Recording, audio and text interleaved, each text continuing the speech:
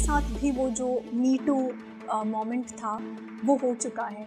In spite of being Amrita Rao's sister, I have a role in also my sister's career, because do not ever think that casting couch is the only way to enter Bollywood. This is not true. Salman Khan जी भी बहुत ही surprise थे कि being Amrita Rao's sister, I chose not to do Bollywood but enter television.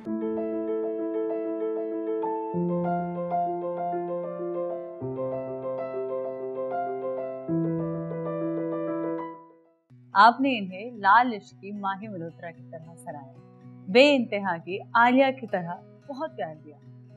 ये एक actress होने के साथ साथ बीए मेजर इन हिस्ट्री है, कंटेंट क्रिएटर है, एस्ट्रोलॉजी एंथुसियास्ट है और एक एंटरप्रेन्योर भी है.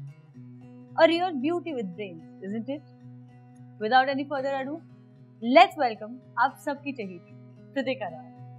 Hello, thank you so much for the wonderful introduction. थोड़ा एक्टिंग से रिवाइंड होकर आपके उस करियर की तरफ जाते हैं. How did that stint happen? किस तरीके से आपको आपका फर्स्ट ब्रेक मिला या आपने वो फर्स्ट ब्रेक लिया? मेरी ट्यूशन टीचर की daughter was a model, and that time I was studying. Of course I was in 6th standard. I used to go every day for my tuition class, and I used to meet that tuition teacher's daughter. Her name was Rutu. Rutu helped me to get contacts of all the production houses. I have a role in also my sister's career, because what I did was, she had clicked pictures एक photo studio में. मैंने रुतु से सारे जो agencies और production houses के जो contacts है वो लेकर I had couriered all my sister's pictures वहाँ पे. And धीरे धीरे she started getting calls for auditions. She gave the audition, and उनकी किस्मत थी that she became such a big actor and gave back-to-back Silver Jubilee hits. Why didn't you also create a portfolio for yourself at that point? I did, but I didn't. I didn't immediately do modeling. I first became a hand model. And then I started modeling. South industry में कोई ऐसा brand नहीं है जो शायद मैंने किया नहीं होगा. I have modeled for everything, shampoo, soaps, sarees, jewelry, oil, you name it, creams, everything. And even in pan India, Pakistan के लिए मॉडल किया मैंने साउथ में एज अ जर्नलिस्ट लिखना शुरू किया. I have written and interviewed actors also. So उस दौरान मेरा कोई आर्टिकल जो मैंने लिखा था जिस पे मेरा कॉलमनिस्ट का फ़ोटो आया करता था, वो देख के तमिल फिल्म डायरेक्टर ने मुझे अप्रोच किया. एंड जो प्रोडक्शन हाउस ने ऐश्वर्या राय के साथ जीन्स फिल्म बनाई थी और रजनीकांत जी के साथ कोच्चा डयान फिल्म बनाई थी, they approached me for my first Tamil movie with the superstar Arya, and I was very glad to do it. It was a dream come true moment for me. आपने साउथ फिल्म इंडस्ट्री क्विट करने का decision क्यों लिया?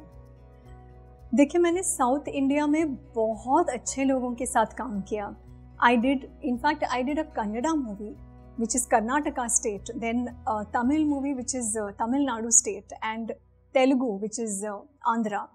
3 different languages जो मुझे आते नहीं थे, and 3 different states back to back. Her industry में थोड़े नेगेटिव एलिमेंट्स होते हैं, एंड मेरे साथ भी वो जो मी टू मोमेंट था वो हो चुका है. In spite of being Amrita राव's sister, in spite of having being the film industry kid, being chaperoned by my hair dresser, इसके बावजूद भी मेरे साथ मी टू एक्सपीरियंसेस हुए थे जिसके बारे में मैंने कभी बात नहीं किया, क्योंकि I was very young and by the grace of God, I was saved. I was saved from disaster moments. जो disaster हो सकते थे, but I was literally saved. But जैसे for example रात को 1 बजे मेरा दरवाज़ा बहुत ही ज़ोर से खटखटाना, and ये moments बहुत डरावने हो सकते हैं, especially if you're an outdoor. For a girl who's in a very different city with different people. Today it's a very normal thing to say I had a Me Too experience. At that time people used to tell you कि oh don't tell anybody because you will not get another project. Career खत्म हो जाएगा. तो इस चक्कर में मैं चुप बैठी, लेकिन I took a very quick decision कि मुझे दूसरे शहर में रहकर जहाँ पे मुझे लैंग्वेज नहीं आती, you know, I don't want to waste my time. Let me go back home and see, because I have many opportunities and I was getting a lot of television opportunities that time. तब मैं Pakistani shows देखा करती थी. And जब मुझे opportunity आई, उस वक्त अमिताभ जी भी युद्ध कर रहे थे स्टार प्लस पे, and Anil Kapoor was doing 24. I thought it was the right time for me to do television, and I took the opportunity, and I'm very glad because you know हर एक एक्टर के करियर में उनका एक highlight point होता है जिसके लिए they are remembered throughout their career. And बेइंतहा for me was that one show, you know, जो इतने सारे कंट्रीज़ में डब हुआ, 5 कंट्रीज़ में डब हुआ. टर्की, इंडोनेशिया, पाकिस्तान में तो खैर रिलीज़ हुआ ही, Kazakhstan, East Africa, which is Tanzania, and South Africa. So इतने सारे countries में डब हुआ, and Indonesia से लेके everywhere, you know, people started inviting me to the countries. So I went to Tanzania twice. So ये I think was the best thing that happened to me. Indian television का जो reach है वो काफ़ी huge है. But at the same time, as you said, you were also, you came from a film background because of your sister. तो उसकी वजह से क्या आपको कभी कोई judgment face करना पड़ा because of choosing to enter the television industry in spite of, having a possibility of a good career in Bollywood?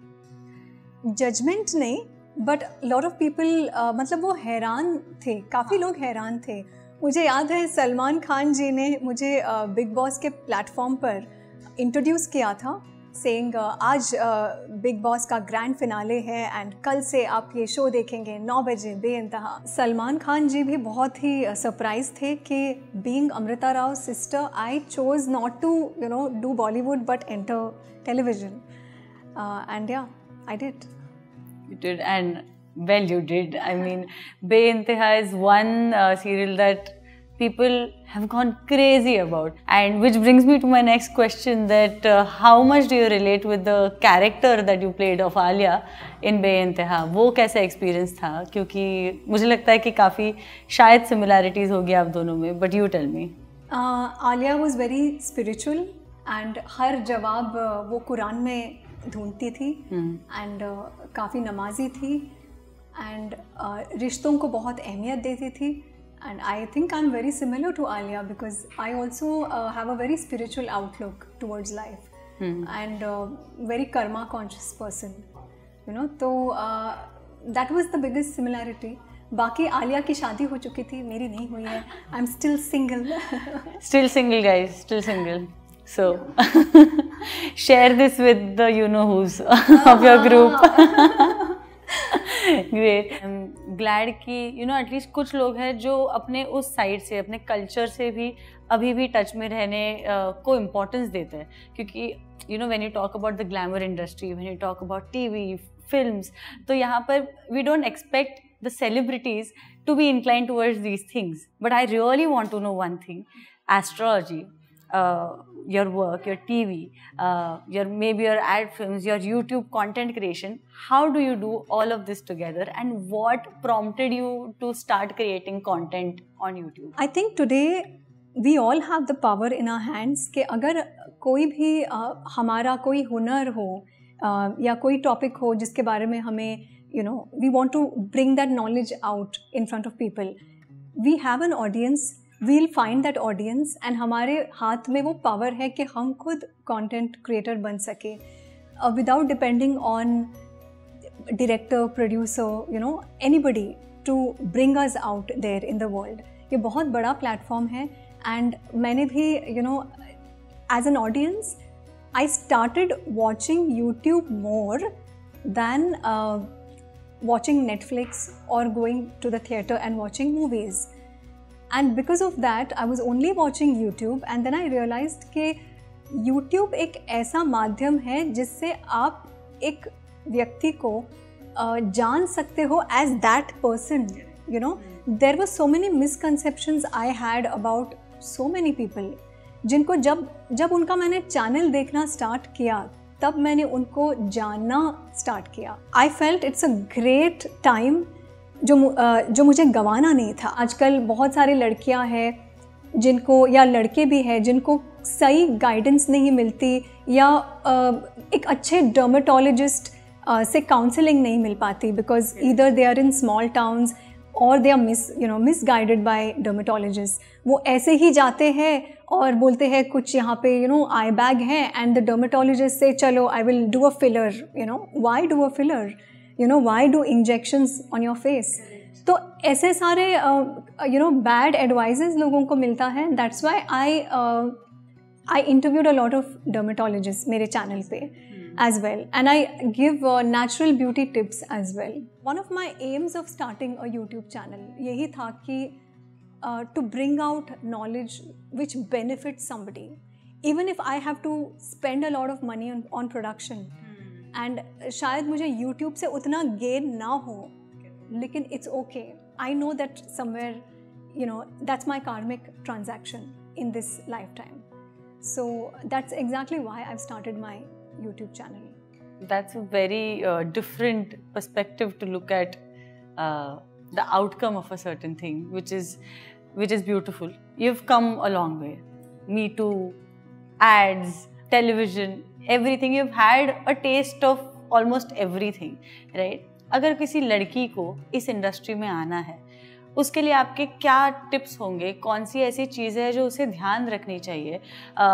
आपने अपने लिए, जैसे आपने बोला, and you have successfully done it, कि not only as an actress but also as Pritika Rao you have created an image of your self.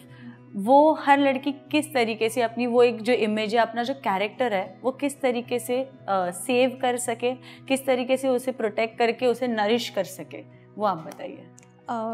That's a very nice question. पहले तो बहुत सारी लड़कियां हैं जो ग्लैमर इंडस्ट्री में आना चाहती हैं, जो इन्फ्लुएंसर्स बनना चाहते हैं, जो एक ब्लाइंडर लगा के आते हैं इस शहर में कि casting couch is the only way to enter Bollywood. वो एक आँखों पे पर्दा लेकर इस शहर में आते हैं, एंड फिर बिकॉज उनकी सोच गलत है या मिसलीडिंग सोच है, उनको वैसे ही गलत लोग मिल जाते हैं जो उनके इस गलत सोच का फ़ायदा उठाते हैं और वो बेवकूफ़ बन जाते हैं, and in the process they don't reach anywhere. So do not ever think that casting couch is the only way to enter Bollywood. This is not true. Film industry does not belong to anybody, it is the industry of the winning horse. आप किसी की बेटी, भाई, बहन, कोई फ़र्क नहीं पड़ता, आप हिट पे हिट दो, you are up there.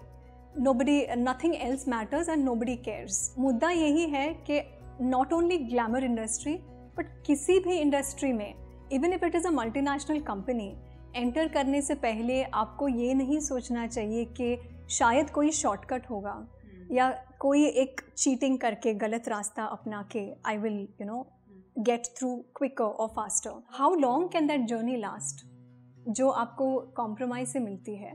तो किसी भी प्रोफेशन में एंटर करने से पहले एथिक्स होना बहुत ज़रूरी है, not just to get in there but even after you get in there. बहुत ही कम ऐसे सेलिब्रिटीज़ होंगे, ऐसे एक्टर्स होंगे जो ये सोच रखते हैं कि अच्छा मेरे काम के through how am I impacting the lives of the people जो मेरा काम देख रहे हैं। जोश टॉक्स आशा भी यही कोशिश करता है कि हमारी हर वीडियो से जितनी ज़्यादा औरतों की, महिलाओं की लाइव्स हम चेंज कर पाए, उनको जीने की एक अलग राह दिखा पाए, इसकी कोशिश हमेशा जारी रहती है। I am so glad that इस सीरीज़ के लिए we have you with us, who is the perfect match for our channel and also for the audience, the kind of audience that we have. I am sure आप सबको भी प्रीतिका राव के साथ ये interview काफ़ी पसंद आया होगा, काफ़ी इंसाइटफुल लगा होगा। आपको प्रीतिका राव की कहानी से, पूरी जर्नी से कौन सा पार्ट सबसे ज़्यादा इम्पैक्टफुल लगा? कौन सा ऐसा पार्ट है जो आप अपनी लाइफ में इम्प्लीमेंट करने वाले हैं? हमें ज़रूर कमेंट सेक्शन में बताइए। Thank you for being so kind through out this interview. Thanks a lot. Thank you for your time.